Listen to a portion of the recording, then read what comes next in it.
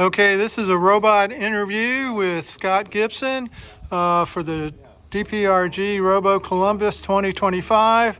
And the first robot he's going to talk about is TURD. We've seen TURD before. TURD is in evolution. I do think, though, don't you usually consider TURD your backup robot? Yeah. Okay, so it is based on a RC10 size 10. Okay, so 1/10 RC. It used to be a nitro car.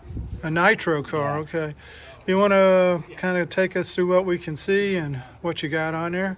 It looks like okay. So the big advance this year was RTK. Yep. So my RTK is on both of them. So this is the RTK GPS radio. Of course, this is the antenna, GPS antenna.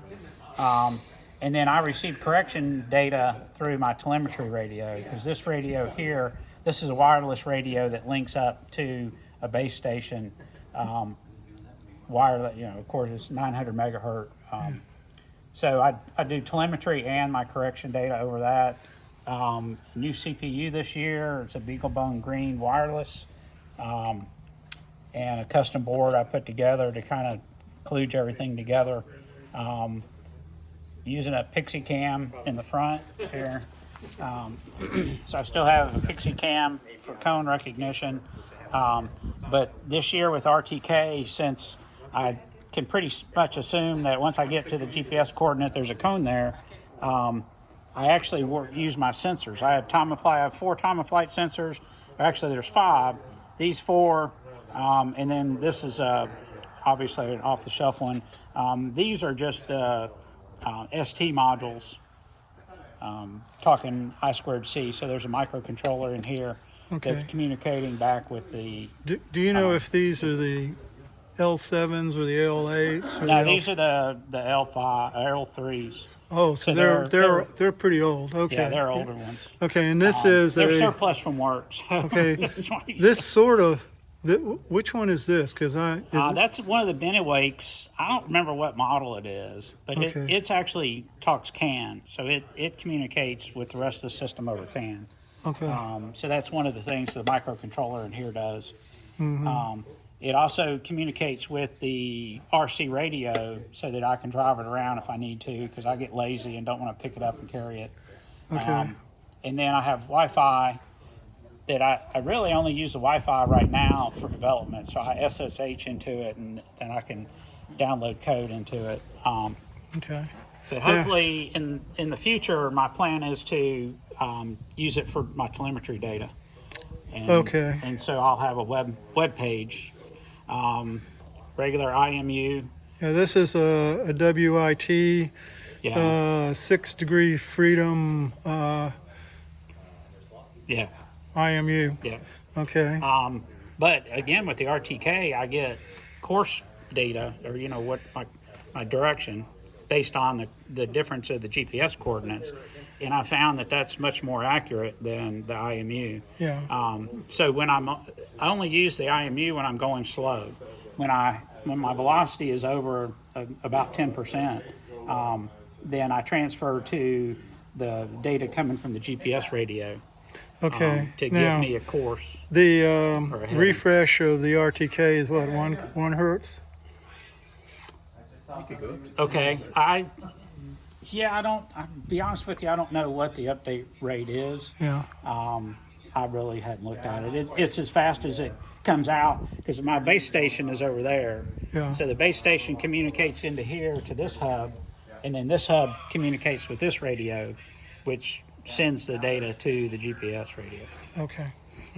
And both of my robots work the same way. So that's why there's all these antennas on here. There's actually 4 radios in here. One of them talks to the base station, one of them talks to TURD, one of them talks to Belch, and then the other one is for CanMan. So it was already there. Okay. But that's a different contest. Yeah. So that's really only changes for TURD this year. Show you the internals. Now that's a honking motor there. Yeah, That is a honking motor. it's a big heavy puppy. Yeah, boy, no wonder this guy has no trouble going over stuff. Okay, what's the servo there? Okay, I was hoping you wouldn't notice that, but since you did, this is the correction servo, because when I went to the Beaglebone Green, which does the servo generation, my steering servo was going nuts. It turned hard right just by itself. Okay. And then it wouldn't respond to the commands like it was supposed to. So I started trying to figure out what was going on with it. So I had this Y cable, and I said, well, let me plug in a different servo so I can tell whether it's mechanical bind or electrical. Yeah. So when I plugged in the other servo, it worked perfectly. So I thought, oh, well, it's fixed. So I unplugged the second servo, and it was broke again. So the easiest fix was to leave the servo plugged in. So that's what I did. Okay, so you actually And you weren't really supposed to see that, so I'm going to close this now. Well, all I can say about that is it's time for the hot glue. You do what you can do. Yeah. Hot glue that puppy in, and it's a good fix. Yeah. Okay. All right. Now, So so did you notice the same problem on the other robot, the one we're going to talk about in a minute? no, because it handles the servo. It doesn't have servo interface. Oh, because other it's a than differential, yeah. It's a differential drive, but I have a servo interface for my sensors that I run off of one of the, PC 9200 I2C timer chips. The 16s, Right. yeah. So I don't. It doesn't. The Beaglebone on belts doesn't run the servos directly. Okay. It doesn't generate the servo pulse. Right. It just sends out the I2C command. Yeah, okay, yeah. This one here, Beaglebone will actually create a servo, pulse for yeah. you.